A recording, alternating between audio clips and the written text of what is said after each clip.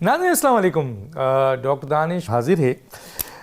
Champions trophy का अहम तरीन मैच जो पाकिस्तान और भारत के दरमियान खेला जा रहा है, पाकिस्तान ने पहले बैटिंग करते हुए 242 रन बनाए हैं और उसके पीछे इस वक्त भारत ने कोई 124 रन कर लिया और 2 खिलाड़ी आउट हैं।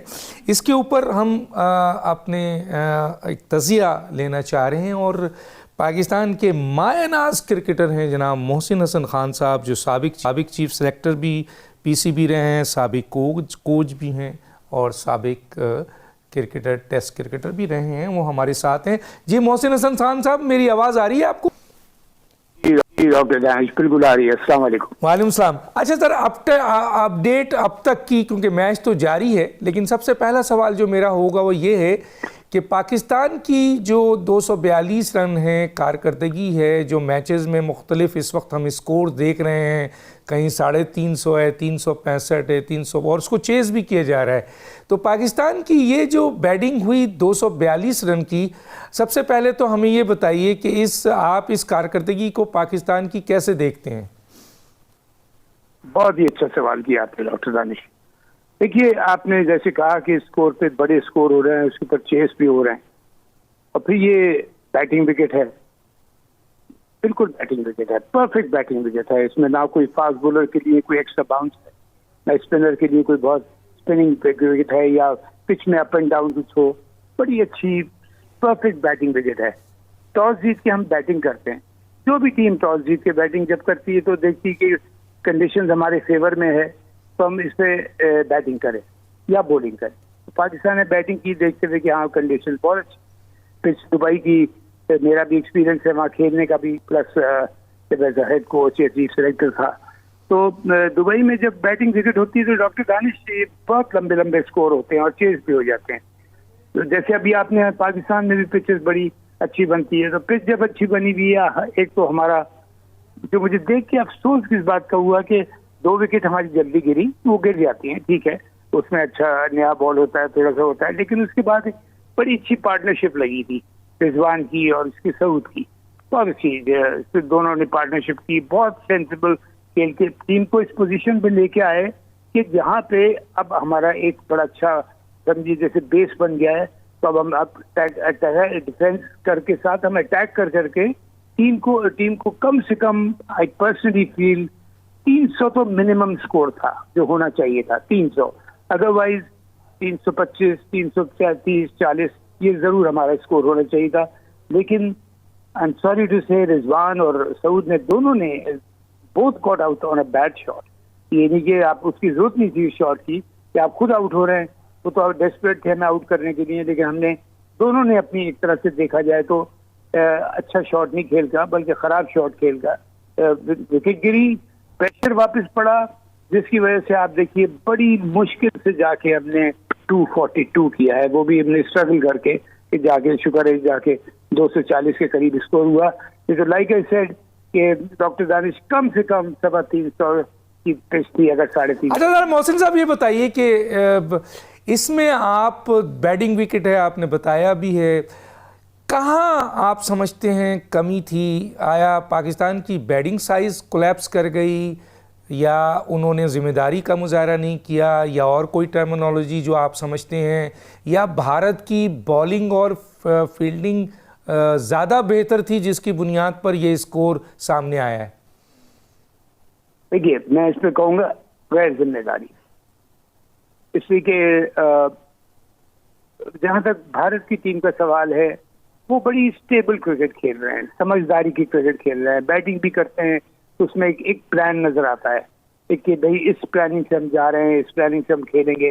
नया बैट्समैन आता है, फिर वो आके उसी प्लानिंग से खेलता है। जब तक हम अच्छी बॉल नहीं करते हमें विकेट नहीं मिलती है। अभी भी जो उनके विकेट्स गिरे हैं, हमने अच्छी बॉल करके आउट किया है। उसको रोहित शर्मा को कमाल का उसने बॉल किया था शाहीन ने, जिस पे उसने उसको क्लीन बॉल किया यॉर्कर पे। फिर ये अभी इसने जो हमारा अबरार लड़का है स्पिनर, उसने बड़ी आउटस्टैंडिंग बॉल की उसको। कल हमारा कनेक्शन वो हो गया है। जी नहीं, आपकी आवाज आ रही है, बोलें। अच्छा, बोलें, आपकी आवाज आ रही है। जी आ रही है, बिल्कुल। तो मैं कह रहा था कि वो तो एक प्लान क्रिकेट खेलते हैं, हम लोगों की प्रॉब्लम ये है कि टैलेंट हमारे पास भरा हुआ है। और मैं तोबा नाउजुबिल्लाह डॉक्टर दानिश यहाँ बड़ा बोल नहीं बोलूंगा। तो मैं हेड कोच बना था और मैं चीफ सेलेक्टर बना था, तो उस वक्त मैंने टीम को जो एकदम से टीम Yes, थी, yes. मैंने यही लड़कों को एहसास दिया कि बेटा हमारा आप लोग टैलेंट से भरे हुए हो, लेकिन टैलेंट को यूटिलाइज करना है। बैटिंग में भी, बॉलिंग में भी, फील्डिंग में भी, विकेट कीपिंग में, हर चीज में। तो वो एक बड़ा जबरदस्त हमारा ऑलराउंड हर चीज में परफॉर्मेंस हुआ था। लेकिन यहाँ दूसरी टीमें अपनी टीम पोटेंशियल पे खेलती हैं, हम अपने पोटेंशियल को या तो ओवर कॉन्फिडेंट हो जाते हैं या उसको अहमियत नहीं देते, या हम मैच हार भी गए। और सबसे बड़ी वजह doctor Danish, I am sorry to say, मैं बहुत दुख भरे दिल से कह रहा हूँ, अकाउंटेबिलिटी नहीं होगी तो फिर यही प्रॉब्लम होगी।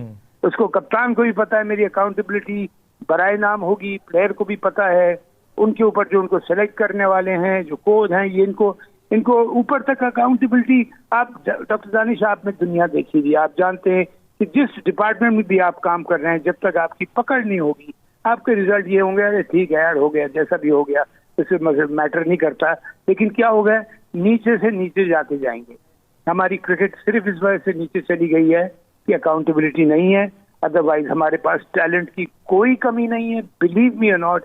ये मत सोचिएगा मैं कोई हवाई बात कर रहा हूँ या मैं हिम्मत बढ़ाने की बात कर रहा हूँ। टैलेंट से पाकिस्तान भरा हुआ है, लेकिन टैलेंट यूटिलाइज नहीं हो रहा पूरी तरह, बिकॉज अकाउंटेबिलिटी। अच्छा सर, ये बताइए कि कोई ये चैंपियंस ट्रॉफी में इनकी कारकर्दगी हमें ख़राब नज़र नहीं आई।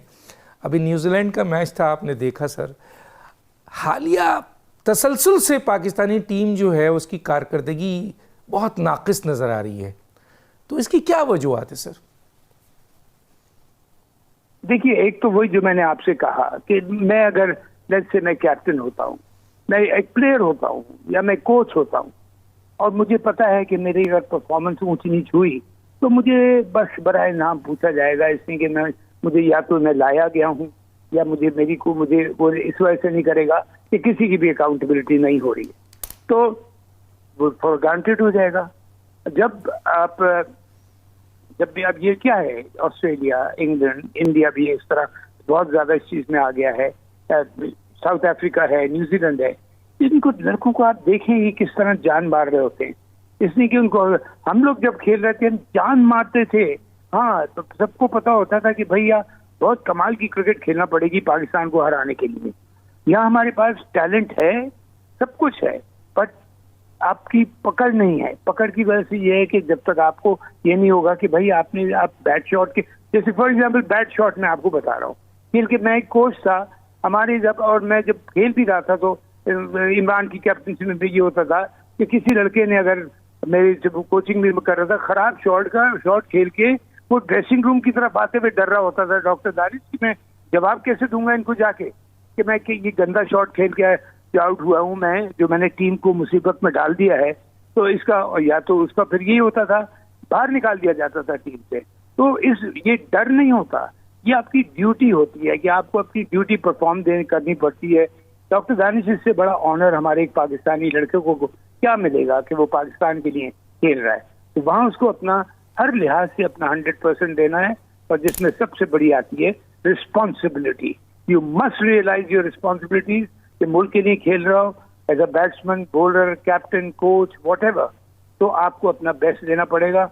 और अगर इसी तरह क्रिकेट ऊपर जाएगी, अदरवाइज हमारी क्रिकेट नीचे चली गई है और नीचे चली जाएगी। अच्छा सर, ये एक जो हमेशा हम सुनते हैं कि हालांकि उस ज़माने में जब पाकिस्तान क्रिकेट खेलता था, आप लोग क्रिकेट खेलते थे, यकीनन आपने एज ए जो है वो साबिक चीफ सेलेक्टर की हैसियत से जब संभाला था, तो पाकिस्तान ने कई अहम टूर्नामेंट जीता है, बहुत अहम तरीन टूर्नामेंट जीता है। तो क्या हम ये समझें सर कि खिलाड़ियों का जो इस वक्त रिजल्ट सामने आ रहा है उसमें हमारी कोचिंग का, हमारी मैनेजमेंट का, हमारे सेलेक्टर्स की भी कमी है सर, खराबी है सर? बिल्कुल है, बिल्कुल है। और सर फिर मैं आपसे अकाउंटेबिलिटी की बात जरूर करूंगा, लेकिन फिर आ जाती फेवरेटिज्म की बात, नेपोटिज्म की बात जहां होगी। आपको पता है नेपोटिज्म तो अच्छे से बड़े इदारे को खत्म कर देता है। और क्रिकेट एक ऐसा खेल है कि जिसमें अगर आप, क्रिकेट एक टीम गेम है, इसमें आप कोई इंडिविजुअली टेनिस का मैच नहीं हो रहा, टीम गेम में आप 2-4 आप अगर आप जानबूझ के आप गलतियां कर देते हैं कि आपने 1-2 लड़के सिफारिशी ले लिए, जो डिजर्विंग लड़के हैं वो जब नहीं होते, टीम की सारी स्पिरिट टूट जाती है, गिर जाते हैं लोग। जो डिजर्विंग लड़के होते हैं वो नहीं खेल रहे होते हैं, और अगर खेल भी इक्का दुक्का खेल रहा है उसको भी पता है कि मेरा कोई कहने वाला तो है नहीं। और मैं इस चीज से मैं दुख के, बल्कि गुस्से में मैं कहना चाह रहा था, लेकिन मैं दुख के साथ कहूंगा कि अगर किसी टीम के पास कुछ हो ही नहीं है, पता लगा टैलेंट ही नहीं है, यहाँ पे कॉम्पिटेंसी नहीं है, लोग इतने मतलब उनमें एक नेचुरल टैलेंट होता है वो नहीं है, तो भाई टीम है ही नहीं टीम। तो टिम्बकटू की टीम अगर आप उठा के देख लें, और हमारी उसमें टीम में फर्क सिर्फ ये है कि हमारे पास क्लास के प्लेयर हैं, अकाउंटेबिलिटी नहीं है, नेपोटिज्म इतना ज्यादा है, सिफारिशें इतनी ज्यादा हैं, और जिसकी वजह से खेल खराब। अच्छा सर, 2 सवाल चाहिए मुझे आपसे, 2 सवाल का जवाब चाहिए। ये जो मौजूदा इस वक्त सिचुएशन है, जो पाकिस्तान इस वक्त क्योंकि क्रिकेट बाई चांस भी है, लेकिन आप लोगों का एक्सपीरियंस होता है सर, जाहिर आप देख रहे होते हैं मैच को, तो 242 पाकिस्तान है, उसके ताक़ुब में जाहिर है भारत चल रहा है, 2 विकेट है, और 28 ओवर्स में उन्होंने तकरीबन 140 रन बना लिया है। इस मैच का रिजल्ट आप क्या देख रहे हैं सर? देखिए, इस मैच का रिजल्ट तो मैं यही इस वक्त ये नजर आ रहा है कि वो मैच जीत जाएंगे क्वाइट कंफर्टेबली, अनटिल अनलेस कोई कमाल की हमारी तरफ से बॉलिंग हो गई या फील्डिंग हो गई, या अल्लाह की मदद हो गई, या कौम की दुआएं आ गई। तो देखिए, दुआएं तो हैं। ये मुझसे देखिए, डॉक्टर दानिश मुझसे कोई ये ना कहे, जब मैं कोच भी था मैं उस वक्त ये कहता था कि मुझे पता है पूरी कौम की दुआएं हमारे साथ है, अब हमें मेहनत करनी है। अब वो हमने की, यहाँ पे कौम की दुआएं हैं, लेकिन दुआ के साथ डॉक्टर दानिश दवा भी चाहिए होती है। अच्छा सर, बिल्कुल बहुत सही कहा आपने, कम वक्त है। एक आखिरी सवाल है, वो ये है कि कल मैं देख रहा था इंग्लैंड की और ऑस्ट्रेलिया की आपका मैच, क्या सर मैच था, ऐसा लगता था छक्का वो जिस तरह फेंकते थे पता ही नहीं चलता था। तो इसी तरह साउथ अफ्रीका को भी देखा, इवन अफगानिस्तान ने बड़ा रजिस्ट किया था। तो सर आपके लिहाज से बिल्कुल आखिरी सवाल है, चैंपियंस ट्रॉफी जो इस वक्त 2025 हो रही है, इसमें फेवरेट कौन है सर? आने वाले वक्त में आप क्या समझते हैं? फेवरेट में तो मैं आपसे कहूंगा कि 2-3 हैं, जिनमें से कोई भी हो सकता है, लेकिन ये इंडिया को आप ले लीजिए, साउथ अफ्रीका को आप ले लीजिए, तो ऑस्ट्रेलिया को आप ले लीजिए, और न्यूजीलैंड को। ये टीम है, ये बड़ी टीम है, बड़ी स्ट्रांग है। बल्कि मुझे अफगानिस्तान ने अभी तक बड़ा डिसअपॉइंट किया, बिकॉज अफगानिस्तान बड़ी फाइटिंग लड़के बहुत फाइट करते हैं, और देखेंगे शायद अगले आने वाले मैचेस में वो करेंगे। तो इस लिहाज से देखते हुए फेवरेट्स वो हैं। हमें फेवरेट में आपको जरूर हमें होना चाहिए था। सर किसी एक टीम का नाम बताएं जो जीतने की पोजीशन पे आ जाए, बस सर आखिरी जुमला है, आपके सबसे ज्यादा फेवरेट कौन सी टीम है जो जीत सकती है, जो इस वक्त कारकर्दगी दिखा रही है? बिल्कुल सर, मेरे पास 10 सेकंड है। मुझे मेरा ये तज्जिया हो सकता है, मुझसे कोई एग्री ना करे, मेरे हिसाब से सबसे फेवरेट है न्यूजीलैंड की टीम। बहुत शुक्रिया मोहसिन हसन खान साहब। नाज़रीन, ये थे मोहसिन हसन खान साहब, एक नाम है क्रिकेट का, और उनके दौर में इसी टीम से उन्होंने कई मैचेस पाकिस्तान को जितवाए थे। इसलिए खिलाड़ियों के साथ साथ कोच और मैनेजमेंट में भी ऐसे लोगों का होना बहुत ज़रूरी है जो मेरिट पे हों। अब एक ब्रेक पे चलते हैं नाज़रीन, ब्रेक के बाद दोबारा आते हैं।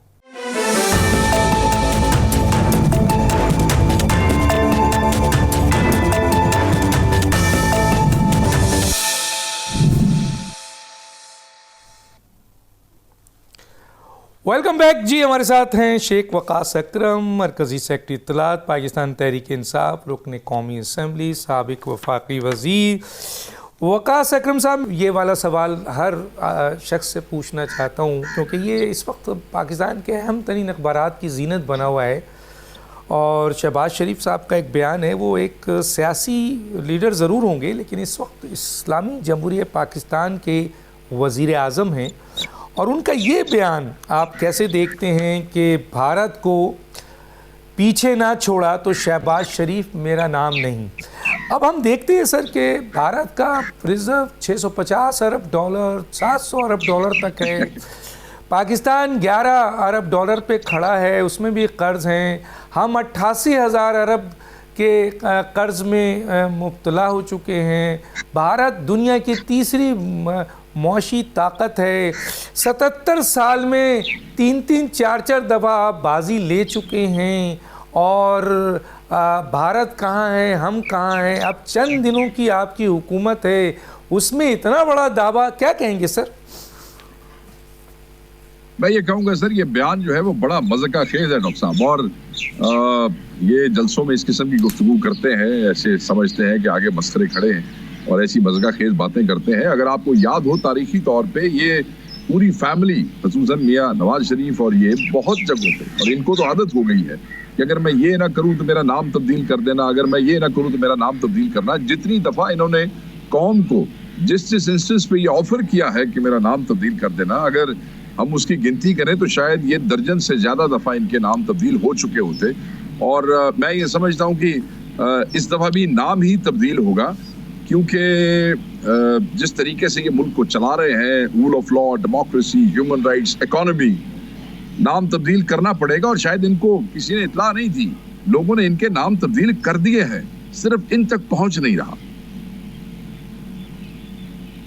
अच्छा, इनके एक अहम इत्तेहादी हैं सर, ख़ास तौर पे बिलावल भुट्टो साहब। जाहिर है उसी के बेस पर ये हुकूमत कर रहे हैं। वो हुकूमत की कारकर्दगी पे बड़ी तनकीद कर रहे हैं, लेकिन तमाम अहम तरीन ओहदे इस वक्त पाकिस्तान पीपल्स पार्टी के पास हैं। तो आप क्या समझते हैं सर कि ये कोई इशारा है या ये एक मिली भगत है? ये क्या है सर कि अहम तरीन इत्तेहादी मौजूदा हुकूमत की कारकर्दगी पर आपके बड़ी सख्त तनकीद तो कर रहे हैं, लेकिन हुकूमत का मुसलसल साथ दे रहे हैं, क्या कहेंगे? सर, मैं इसे मुनाफिकत कहूँगा, और मुनाफिकत मैं इसलिए कहूँगा कि एक तरफ तो आप समझते हैं कि ये हुकूमत जो है और तनकीद करते हैं इकोनॉमी के हवाले से, लॉ एंड ऑर्डर के हवाले से, हर अहम इशू के ऊपर 26वीं तरमीम के हवाले से भी आपने कुछ ऐसे इशारे थे वो उठाए, पैका ऑर्डिनेंस के हवाले से भी आपने बात की, मगर आपने इन सारे इश्यूज पे हुकूमत की प्रैक्टिकली कोई मुखालफत नहीं की। आपका चेयरमैन सेनेट अभी भी मौजूद है, आपने गवर्नर्स अपने रखे हुए हैं, आप अपने सूबे के लिए और बाकी सूबों में जितने आपके MNAs हैं आप उनके लिए फंड्स भी ले रहे हैं, आप उनकी मुस्लिम लीग नून वालों से उनको फैसिलिटेट भी करवा रहे हैं, आप तमाम मराहत हासिल कर रहे हैं। तो बेसिकली ये आप मुनाफिकत कर रहे हैं, और उसकी भी एक बड़ी वाज़ेह सी वजह है क्योंकि ये अपनी बारी के इंतजार में है। इन्हें किसी ने कह दिया है कि ये जो 26 का जो मलबा है वो शहबाज शरीफ में डल सकता है, डाल देंगे, ये डंप हो जाएगा और उसके बाद बारी आपको दे दी जाएगी, तो आप थोड़ी सी होशियारी का मुजाहरा करें और सामने आ जाए। तो ये वो उस तरीके से एक हाई मॉरल ग्राउंड पे जो प्ले करने की कोशिश कर रहे हैं। मगर याद रखिएगा, अगर तुम उस हुकूमत का हिस्सा हो जिसने पैका ऑर्डिनेंस और लॉ जो है वो पास किया है, उस हुकूमत को तुमने सपोर्ट किया है जिसने 26 को करवाया है, उस हुकूमत को तुम सपोर्ट करते हो जिसकी सरपरस्ती में MNAs MPs को उठाया जाता है पार्लियामेंट से, उनके घर तोड़े जाते हैं, औरतें बच्चे अगवा किए जाते हैं, तो तुम भी उतना ही बड़े गुनहगार हो। अगर कौम उनको एक्सेप्ट नहीं करती तो तुम्हें भी नहीं करेगी। अच्छा सर, ये डिमांड तो अब आ गई सर कि और कोई मामूली जगह से नहीं आई, ये गवर्नर पंजाब का है। मैं सबके सामने ये सवाल रखता हूँ कि उन्होंने कहा है कि 2 साल बाद बिलावल भुट्टो वज़ीर आज़म होंगे। शहबाज शरीफ को तो सर 1 साल हुआ है और जाहिर है 4 साल अभी बाकी है। तो ये स्टेटमेंट इतना बड़ा जिसकी कहीं से नफ़ी पीपल्स पार्टी नहीं कर रही है, बल्कि पीपल्स पार्टी उस एग्रीमेंट का भी इशारा करती है जिसके तहत नून लीग और पीपल्स पार्टी में एग्रीमेंट हुआ था कि पॉलिटिकल स्पेस मिलेगा पंजाब में, इस इंतज़ामी इख्तियारात मिलेंगे। तो ये जो 2 साल वाली बात है कि 2 साल बाद बिलावल भुट्टो वज़ीर आज़म आएंगे, क्या ये कोई एग्रीमेंट है इनके दरमियान, क्या है सर? हो सकता है सर, जिस वक्त मैंडेट चोरी हुआ था हमारा और ये सारे हो गए थे और इन्होंने उस वक्त ये बांट ली थी, याद नहीं है आपको? ये जब हमारी स्पेशल सीटों का फैसला आया तो कितने खुश थे जब इन्होंने मैनेज किया था कि वो बांट लें आपस में। तो इस किस्म का हो सकता है कोई लारा शारा इनको एस्टैब्लिशमेंट ने लगाया हो कि भाई थोड़ी वारियां बढ़ा लेंगे, कुछ अरसा लानता ही चुक लेंगे, बाकी तुसी चुक लेना। तो ये हो जरूर सकता है। और अगर ये नहीं भी है तो ये जो इस वक्त के हालात हैं उस अपॉर्चुनिटी से फायदा पीपल्स पार्टी उठाना जरूर चाहती होगी, और वो माहौल ये पैदा कर रहे हैं। They are trying to show to the people of Pakistan कि शायद हमारे इनसे कोई ताल्लुक नहीं है, मगर मैं कौन को बता दूं ये एक ही कुछ है इन्होंने ही सपोर्ट किया एक दूसरे को, और यही हमारे चोर हैं और यही तुम्हारे चोर हैं। अच्छा सर, एक चीज़ और भी सामने आ रही है और वो ये आ रही है, और सियासत कल के सियासी मुखालिफ आज के दोस्त भी बन जाते हैं, आज के दोस्त कल के सियासी मुखालिफ। पीपल्स पार्टी PMLN के स्टेटमेंट देख लें आप, और JUI के दरमियान भी ताल्लुकात बहुत वर्स रहे हैं, लेकिन अब बहुत कुर्बत आ रही है। तो सर क्या ये मुमकिन है कि अगर पार्लियामेंट के अंदर कोई तब्दीली की बात की जा रही है, बिलावल भुट्टो 2 साल बाद वज़ीर आज़म आ सकते हैं, तो क्या PTI किसी मखसूस नुकात के ऊपर पाकिस्तान पीपल्स पार्टी को अगर सपोर्ट कर देती है, या पीपल्स पार्टी PTI को सपोर्ट कर देती है, तो पार्लियामेंट के अंदर तो हुकूमत तब्दील हो गई? तो क्या ऐसा मुमकिन है सर PTI और पीपल्स पार्टी किसी एक नुक्ते पर, किसी चंद अहम तरीन नुक्ते पर एक होकर इस हुकूमत को गिरा दें और अपने अपने नुकात पर आगे आ जाएं? तो देखें, बात यह है, हमारे जो मैंडेट चोरी हुआ है उसके बेनिफिशरी ये दोनों घर हैं, क्योंकि वो सिर्फ यहाँ नहीं हुआ, सिंध में भी हुआ है, हमारे MPs के साथ भी यही कुछ हुआ है।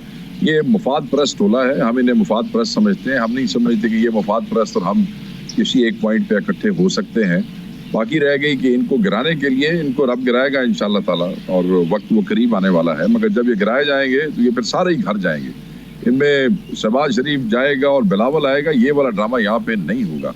मैं नहीं समझता कि मुस्तकबिल करीब में कोई ऐसी चीज़ है जिसमें हम और पीपल्स पार्टी इकट्ठे हो सकते हैं।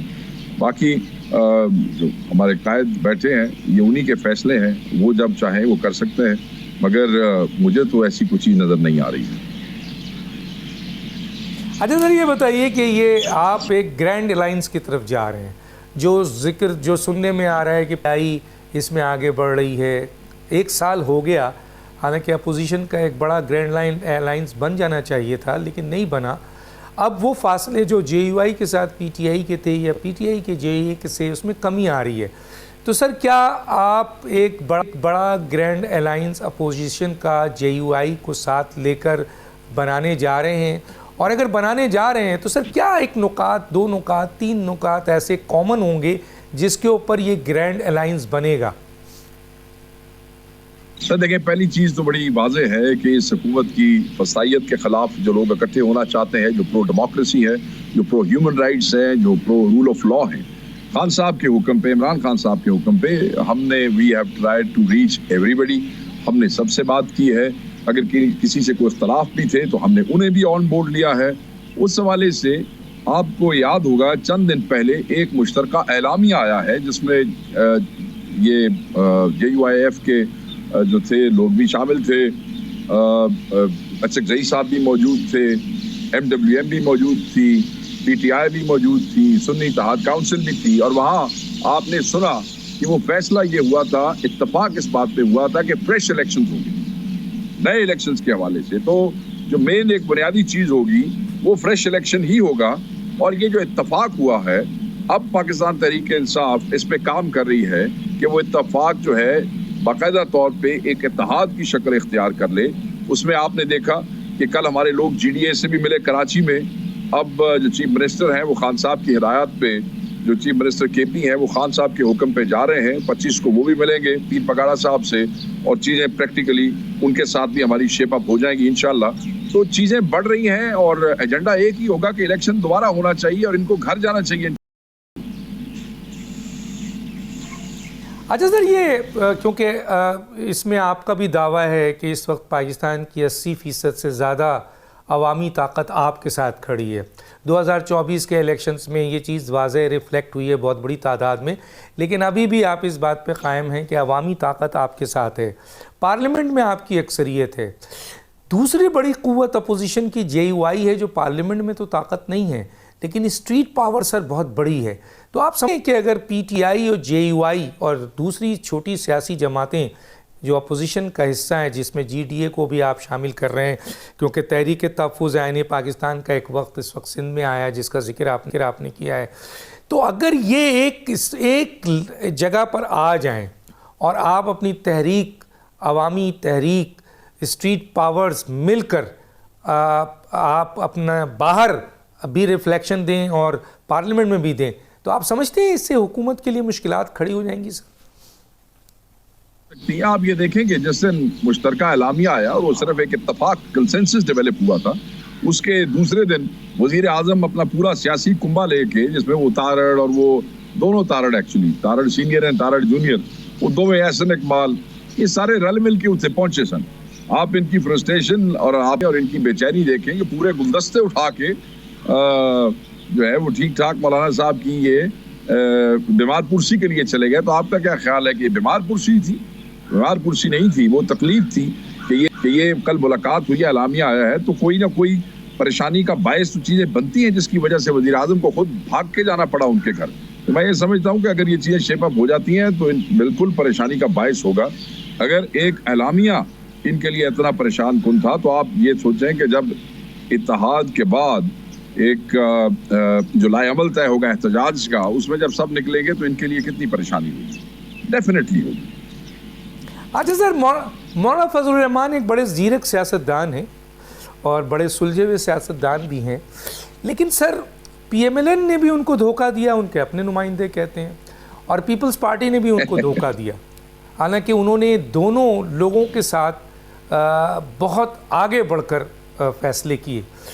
अब एक सवाल और भी आता है सर कि मौलाना फजलुर रहमान साहब अगर ग्रैंड अलाइंस पे किसी नुक्ते पे, जिस पे वो भी एग्री करते हैं, फॉर्म 47 की हुकूमत और 1-2, अगर आपके साथ इत्तेहाद कर लेते हैं तो क्या गारंटी है सर कल PTI उन्हें को धोखा ना दे?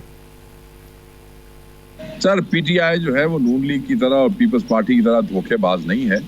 PTI किसी जाती मुफाद के लिए तहरीक नहीं चला रहा है। PTI पाकिस्तान में रूल ऑफ लॉ, डेमोक्रेसी और ह्यूमन राइट्स के लिए तहरीक की बात करते हैं। PTI ने खान साहब को मौलाना साहब को ये तो नहीं कहा कि हम खान साहब को निकालना चाहते हैं तो आप हमारे साथ चलें। PTI तो कहती है खान को तो इंशाल्लाह अल्लाह ताला की ज़ात के हुक्म से हम जल्दी निकालेंगे और निकालेंगे ही निकालेंगे। ये सिस्टम ज़्यादा देर तक खान को उन सुलाखों के पीछे नहीं रख सकता।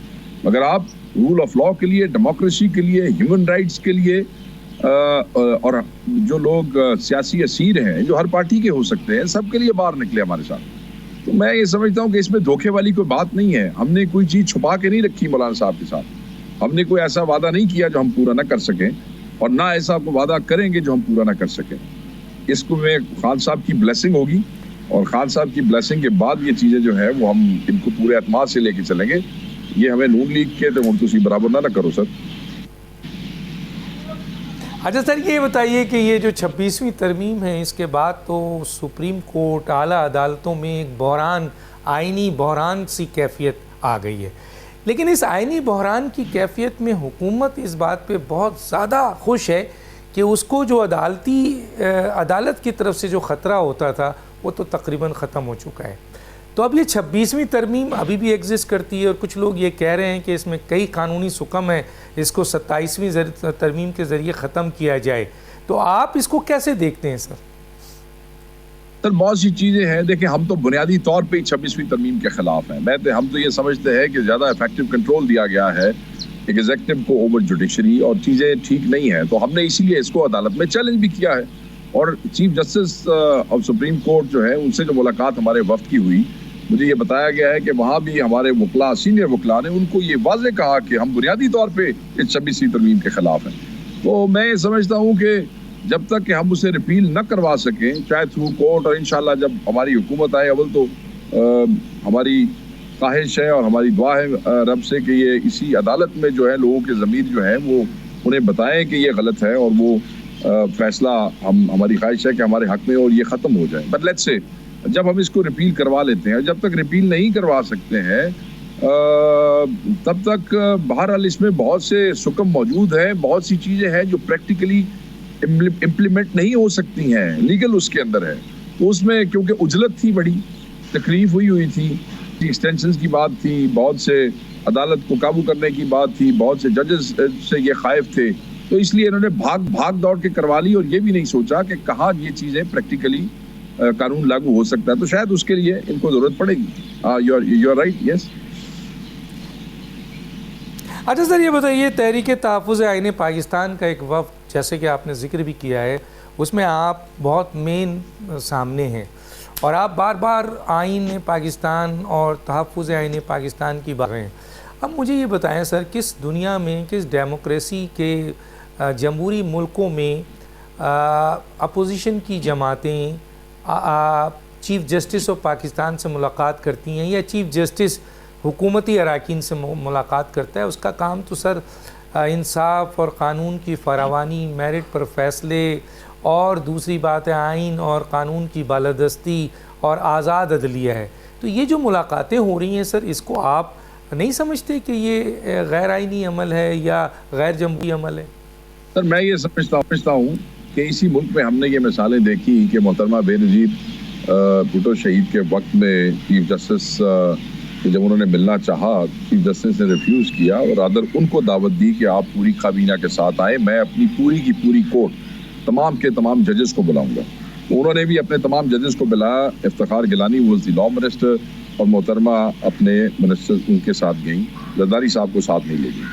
अच्छा, उसके बाद हमने एक ऐसे चीफ जस्टिस भी देखे, इफ्तिखार चौधरी साहब, जो कि हुकूमत के हर फंक्शन पे, चाहे किसी छोटे मुल्क का सदर आया हो, चाहे किसी मुल्क का वज़ीर आज़म आया हो, तो वो पाए जाते थे वज़ीर आज़म हाउस में भी, मैं खुद है नहीं शायद उस बात का और पाए जाते थे सदर हाउस में भी, हर जगह पहुंच जाते थे। मतलब है कि जहाँ आपका वो बनता ही नहीं है।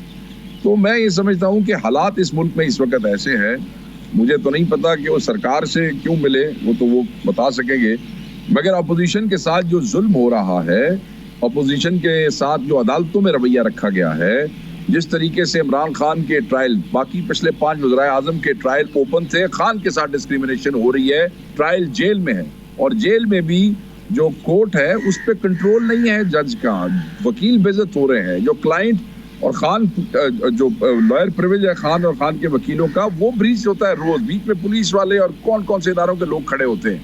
तो जो हमारे साथ फसाइयत हुई है, हमने एक लेटर लिखा खान साहब की तरफ से जो उनको मिला, कस्टोडियल टॉर्चर्स है, पार्लियामेंटेरियन अगवा हुए हैं, लोगों के घर तोड़े हैं। तो ऐसी सूरत हाल में जब, और जजेस भी तंग हैं, आप देखें ये एक ऐसा मुल्क है जिसमें आला अदलिया के जजेस इंसाफ मांग रहे हैं ठीक है, तो ये सारी बातें हम किससे करते? ऑब्वियसली हमने इस मुल्क के मुनसिफ आला से जो बेशक 26वीं तरमीम के हवाले से आए हैं, तो हमारा मिलना बनता था, हुकूमत का मिलना पता नहीं क्यों बनता था, मगर मैं ये समझता हूँ कि ये मुलाकात जो है, जो मेरे इल्म में है, वो खान साहब से पूछ के की गई है। तो हमारा मिलना तो जो हमारे साथ जुल्म हो रहा है, हमने आगे किसी आपने इसको कहा कि ये सही है, क्योंकि मेरे पास आज वक्त कम है नाज़रीन। ये थे शेख वगास अकरम साहब। एक छोटा सा ब्रेक है, उसके बाद नई सेगमेंट होगा।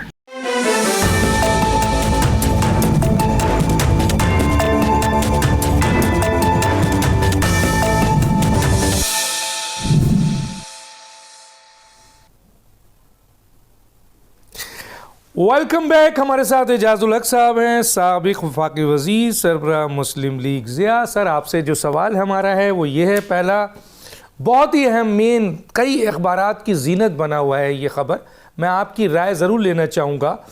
शहबाज शरीफ जो पाकिस्तान इस्लामी जमहूरियत पाकिस्तान के वज़ीर आज़म हैं, उनकी पार्टी कई दफ़ा हुकूमत में रही है, उन्होंने दावा किया है कि भारत को पीछे ना छोड़ा तो शहबाज शरीफ मेरा नाम नहीं। हालांकि इस वक्त हाँ, भारत का जो रिज़र्व है दुनिया में, इस वक्त भारत तीसरी मौशी ताकत है। मैं बहुत डिटेल में नहीं जाना चाहता। और पाकिस्तान जो है वो कर्ज़ लेने में सबसे टॉप का मुल्क माना जाता है और इस वक्त उसके 88,000 अरब जो है वो कर्ज़ उसने लिया हुआ है और भारत का रिज़र्व 650 बिलियन डॉलर से लेकर 700 बिलियन डॉलर तक है, जिसमें कोई लोन नहीं है। और पाकिस्तान का जो रिज़र्व है वो सर इस वक्त 11 बिलियन है, जिसमें बेशतर कर्ज हैं। इस स्टेटमेंट को कैसे देखते हैं सर आप?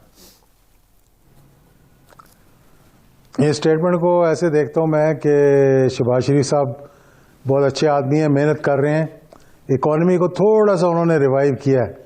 लेकिन ये पॉलिटिकल स्टेटमेंट्स जो होती हैं ना, ये जैसे वो कहा करते थे, मैं इनको सड़कों पे घसीटूंगा, मैं इनके पेट चाक करके पैसे निकालूंगा और बाद में उनसे जाकर हाथ में ला लिया, तो ये ना हो कि कुछ देर बाद पता लगे कि भारत को भी वो तड़ी कहते हैं ना, तड़ी देते देते भारत से भी हाथ में ला लें।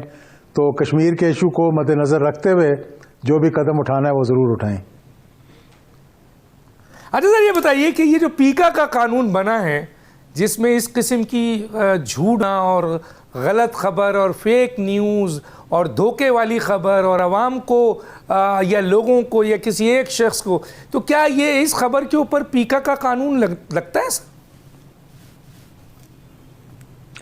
नहीं, देखें, पीका का कानून ऐसे तो नहीं लगता कि किसी को अगर मलाइन करें आप, किसी की आप पगड़ी उछालें, किसी को बेइज्जत करें, किसी का मुंह काला करें, किसी के बारे में ऐसा झूठ बोलें कि उसकी रेपुटेशन जो है वो ख़राब हो जाए, तो फिर पीका का कानून लगता है और लगना भी चाहिए। लेकिन पीका के कानून का भी अगर हमने मजाक उड़ा लिया और पॉलिटिकली इसको इस्तेमाल करना शुरू कर दिया तो मेरा ख्याल है इसका भी असर फिर बाकी कवानीन की तरह ही होगा। लेकिन ये मैं समझता हूँ एक अच्छी बात है। अच्छा सर, ये बताइए कि ये अगर ये बताइए, हाँ, ये बताइए सर जी कि इस वक्त जो है वो अपना हुकूमती इत्तेहाद का सबसे बड़ा हिस्सा तो पीपल्स पार्टी है, लेकिन क्या वजूहत है सर? बिलावल भुट्टो मौजूदा हुकूमत पे जो अभी 1 साल हुआ है बड़ी तनकीद कर रहे हैं, तो ये जो बिलावल भुट्टो की तनकीद है मौजूदा हुकूमत के हवाले से, इसको आप क्या समझते हैं सर, जबकि ये हुकूमत के सबसे अहम इत्तेहादी हैं? ये मैं ऐसे समझता हूँ कि मीठा मीठा हप हप और कड़वा कड़वा थू थू। ये पीपल्स पार्टी जो है 100% इत्तेहादी है। कोई शख्स गली कूचे में वोटर नॉन वोटर ये नहीं समझता कि इनका हुकूमत के साथ ये 100% हिस्से में शामिल नहीं है। दूसरी बात यह है कि तमाम के तमाम जो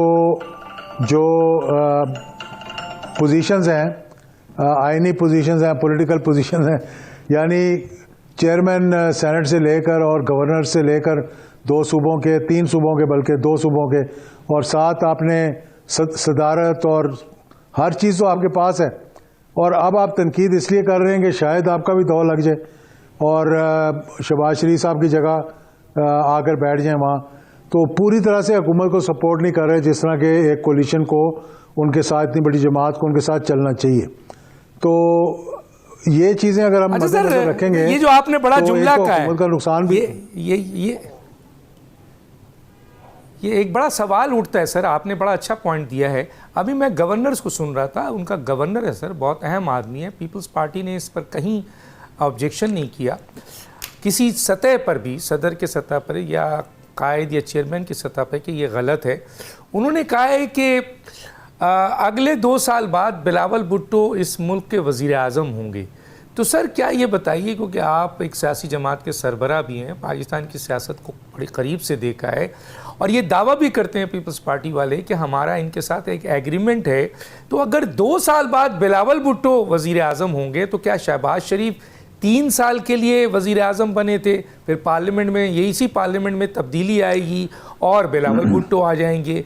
तो सर क्या ऐसा कोई एग्रीमेंट आपको नज़र आता है, और अगर है तो क्या ये इम्प्लीमेंट होने जाएगा सर? ये मेरी बात बड़ी गौर से सुननी है डॉक्टर साहब आपने, बड़ी ये एक कौमी अहमियत की बात है।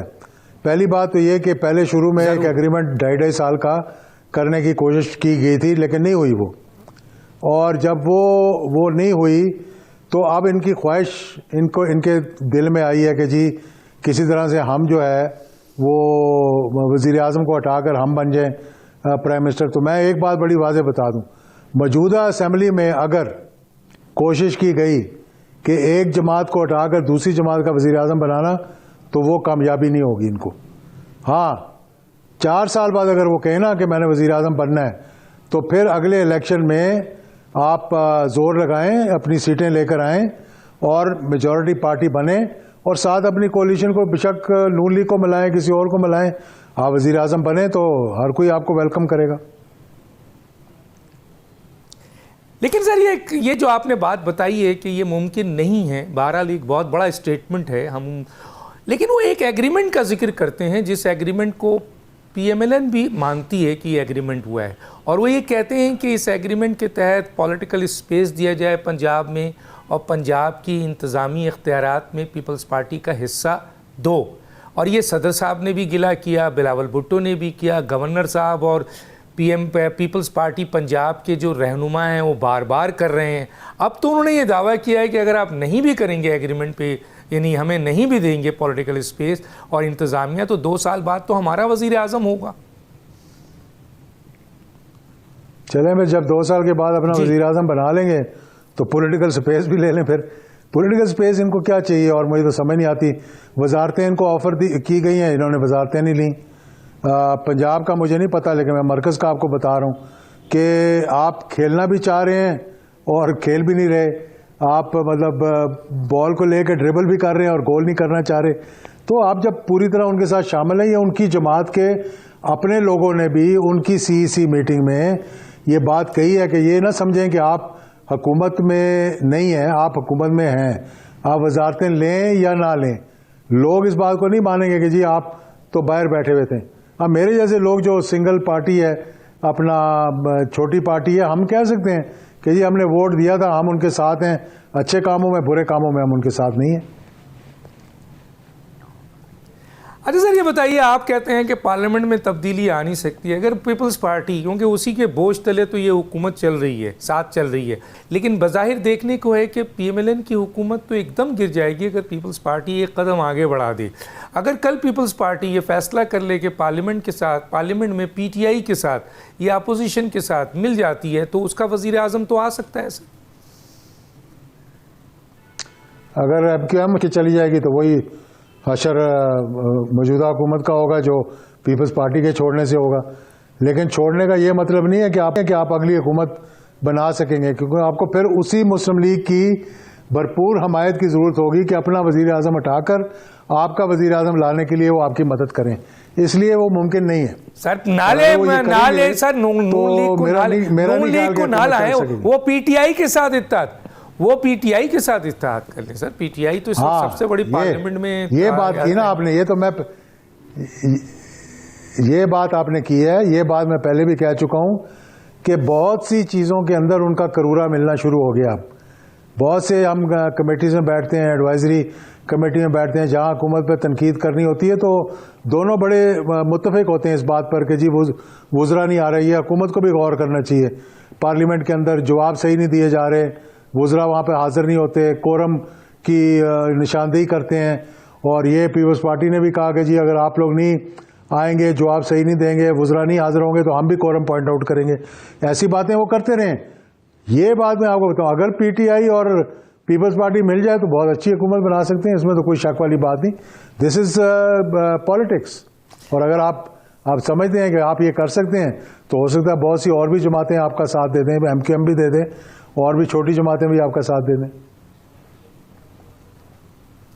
अच्छा सर, ये बताइए कि ये PTI और अब 1 साल बाद अब एक अपोजिशन की ग्रैंड अलायंस की कोशिश कर रही है, और ग्रैंड अलायंस में जो सबसे अहम पार्टी, जो मेन स्ट्रीट पावर है इस वक्त इस मुल्क की दीनी सियासी जमातों में, JUI, जिससे इनके फासले बहुत दूर थे, अब बहुत करीब आ रहे हैं, और वो कोशिश कर रहे हैं कि एक या 2 नुकात के ऊपर JUI के साथ या दूसरी अपोजिशन जमातों के साथ मिलकर एक बड़ा ग्रैंड अलायंस बनाएं। आप समझते हैं कि इसमें कामयाबी हो सकेगी सर? और अगर ये कामयाबी कर लेते हैं तो हुकूमत के लिए कितनी मुश्किलात पैदा हो जाएंगी सर? देखिए, अगर ये कामयाब हो गए तो इससे पहले इनको मौलाना फजल रहमान के साथ इत्तफाक राय पैदा करना पड़ेगा, कंसीड करना पड़ेगा KPK में, मौलाना की मंशा के मुताबिक उनको सीटें देनी पड़ेंगी। वो एग्रीमेंट होगा तो अगला अलायंस बनेगा। और अगर मौलाना शामिल हो जाते हैं PTI के साथ एक अलायंस में और दिल से शामिल होते हैं, तो लाजिमी बात है हुकूमत पे बड़ा प्रेशर आएगा। अगर GDA मिल जाती है सिंध के अंदर, जो कि ज़्यादा इंक्लाइंड है हुकूमत के साथ, और हुकूमत ने उनके साथ कोई राब्ते नहीं किए जो करने चाहिए थे उन्हें, तो फिर भी सिंध के अंदर थोड़ा उनको एक स्पेस मिलेगी वहाँ पे। तो ये हुकूमत की हिकमत अमली ऐसी होनी चाहिए कि इन जमातों को, फजल रहमान साहब के साथ सबका राब्ता है, सदर मुमलिकत का राब्ता है, वज़ीर-ए-आज़म का राब्ता है, इसी तरह GDA के साथ भी सबके राब्ते हैं, लेकिन उसको आगे लेकर नहीं चलना चाह रही है। तो मैंने ऑलरेडी हुकूमत के कुछ लोगों को ये बताया है कि आप अपनी सियासी हिकमत अमली को बेहतर करें। अच्छा सर, मियां नवाज शरीफ साहब की असल में PMLN का वोट बैंक तो मुल्क में या पंजाब में मेन तो नवाज शरीफ का था, लेकिन 2024 के इलेक्शन में नवाज शरीफ पूरी ताकत से आए, लेकिन हमने देखा कि उनका वो वोट बैंक उनकी तरफ नहीं आया। अब जबकि वो मुकम्मल तौर पर सियासत से बाहर नज़र आ रहे हैं, तो आप कैसे देखते हैं इस वक्त पंजाब में कौन सी सियासी क़ुव्वत ऐसी है, क्या PMLN अपनी जगह बना रही है, या PTI ने वो तमाम खला पुर कर दिया है, या पाकिस्तान पीपल्स पार्टी जैसे भुट्टो साहब के ज़माने में या बेनज़ीर के ज़माने में पंजाब में एक ताकत पकड़ रही थी, वो रास्ता कुछ नज़र आ रहा है। तो इस वक्त कैसी सियासी हालात हैं ख़ास तौर पे पंजाब का, क्योंकि वही बेस करता है पाकिस्तान की हुकूमत के लिए? देखिए, ये सब डिपेंड करता है आपकी कारकर्दगी पे, आपकी हिकमत अमली पर, आपकी डिलीवरेंस पे। देखिए, हर जमात ने ये समझा, जब से मैं सियासत में आया हूँ 1988 ऑनवर्ड्स, यही पंजाब पीपल्स पार्टी का लड़काना होता था, यही लाहौर पीपल्स पार्टी का लड़काना होता था, यही रावलपिंडी पीपल्स पार्टी का लड़काना होता था, जहाँ उनका नामो निशान भी अब नज़र नहीं आता आपको। तो इसी तरह मुस्लिम लीग का भी नवाज शरीफ साहब के होते हुए पंजाब क्या के बल्कि 2/3 अक्सरियत थी चारों सूबों के अंदर। जो PTI ने स्पेस लिया, वो PTI हमेशा के लिए नहीं उसको कायम रख सकेगी। हाँ, एक नैरेटिव की वजह से सपोर्ट उनको मिल गई है, लेकिन कारकर्दगी की वजह से नहीं मिली उनको।